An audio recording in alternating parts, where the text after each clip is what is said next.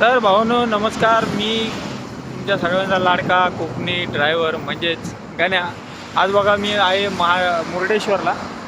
खाली गेलो होतो केरळला, त्याचा ब्लॉग तुम्हाला पाठी टाकीनच, तो बघा तुम्ही पूर्ण ब्लॉग मस्त आहे. आणि आता बघा मी मुर्डेश्वरला आहे. मी ॲक्च्युली आहे गाडीच्या टपावर उभा, खालना काही व्यवस्थित दिसत नव्हतं. तर माझ्या पाठीमागचा अप्रतिम असा नजारा बघा तुम्ही. एवढं सुंदर वातावरण आहे. मला गाडी चालवून लय थकवा आला होता, कंटाळा आला होता अक्षरशः. पण आता जसं का तुम्ही बघताय माझ्या तोंडावरचे फ्रेशनेस बघून आणि तुम्हाला वाटत असेल ह्या पॉईंटचं महत्त्व किती आहे. एकदम माझा मूडच फ्रेश झाला आहे बघा भावांनो. हा नॅशनल हायवे आहे, हा साधासुद्धा रस्ता नाही, नॅशनल हायवे आहे.